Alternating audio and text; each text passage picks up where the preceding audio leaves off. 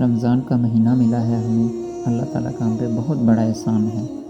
اور یہ ایسا برکتوں والا مہینہ ہے کہ حضرت ابو ہریرہ رضی اللہ تعالیٰ عنہ فرماتے ہیں کہ حضور صلی اللہ علیہ وسلم نے ارشاد فرمایا، جب رمضان کا مہینہ داخل ہوتا ہے نا تو آسمان کے دروازے، اور ایک روایت میں ہے جنت کے دروازے، اور ایک اور روایت میں ہے کہ رحمت کے دروازے کھول دیے جاتے ہیں۔ یہ اتنا اللہ تعالیٰ اس مہینے میں کرم دیتا ہے کہ کرم کرتا ہے کہ جنت کے دروازے بھی کھول دیے جاتے ہیں، اور رحمت کے بھی، اور جہنم کے دروازے بند کر دیے جاتے ہیں۔ کہ خدا نے ہمیں ایک ایسا تحفہ دیا ہے کہ اس میں ہمارے سارے گناہ معاف ہو جاتے ہیں۔ مطلب اگر ہمارے پورے سال کے بھی گناہ ہوں نا، تو اگر ہم اس مہینے میں روزے رکھیں، اس کی عبادت کریں اور ہمیشہ اسی کا ذکر و اذکار کریں تو ہمارے سارے گناہ معاف ہو جاتے ہیں۔ اللہ تعالیٰ نے ہمیں یہ ایک ایسا تحفہ دیا ہے کہ ایک پورے سال کے گناہ ہم اس میں معاف کروا سکتے ہیں، اور شیطان کو زنجیریں پہنا دی جاتی ہیں۔ مگر ہمارے ہاں تو مہنگائی والا شیطان کھول دیا جاتا ہے، اور یہ مسلمان ہی یہ کام کرتے ہیں جو خود کو مومن بولتے ہیں۔ جب بھی رمضان کا مہینہ سٹارٹ ہوتا ہے اور اتنی مہنگائی عروج پہ چلی جاتی ہے کہ غریب بندے کی استطاعت سے چیزیں باہر ہو جاتی ہیں، اور لوگ بڑھ چڑھ کے حصہ لیتے ہیں، جی ہم نے افطاری دینی ہے۔ یہاں پہ تو وہ افطاری دے رہے ہوتے ہیں، مگر جو کاروبار ہیں وہاں سے وہ غریبوں کی بدوائیں لے رہے ہوتے ہیں،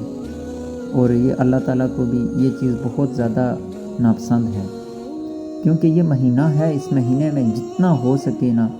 بڑھ چڑھ کے ہر کسی کی مدد کرنی چاہیے۔ ہم تو مدد دور کی بات ہے، اگر ہم کوئی کاروبار کرتے ہیں یا دکاندار ہیں، یہ اشیاء، گھریلو اشیاء اتنی مہنگی کر دیتے ہیں کہ کوئی غریب بندہ لے ہی نہیں سکتا، فروٹس ہو گئی یا اس طرح کی چیزیں۔ تو خدا کا خوف کریں، اللہ ہم سب کو ہدایت دے، اور ایسا ظلم نہ کریں کہ جس کا ہم جواب بھی نہ دے سکیں۔ اس مہینے میں خدا نے ہمیں ایک بخشش کا بہانہ دیا ہے، مگر یہ رحمت کا مہینہ اپنے لیے زحمت مت بنائیں۔ اور روزے دار کے لیے نا ایک خصوصی دروازہ بھی ہے۔ حضرت سہل بن سعد رضی اللہ تعالیٰ عنہ سے روایت ہے کہ حضور صلی اللہ علیہ وسلم کا ارشاد نقل فرماتے ہیں کہ جنت کے 8 دروازے ہیں، اور ان میں ایک دروازے کا نام ریان ہے، جس میں سے صرف روزہ دار داخل ہوگا۔ جب روزے دار کے لیے اللہ تعالیٰ نے اتنا بڑا ایک انعام رکھا ہے کہ اس کے لیے الگ سے ایک دروازہ رکھا ہے، تو اس لیے کوشش کریں کہ روزہ کبھی بھی نہ چھوڑیں کسی بھی حال میں۔ اگر آپ روزہ رکھتے ہیں تو 2 دن کی زندگی ہے، یہ آپ کو اجر ملے گا، اگر نہیں رکھتے تو وہاں پہ پھر کچھ ہاتھ نہیں آنا۔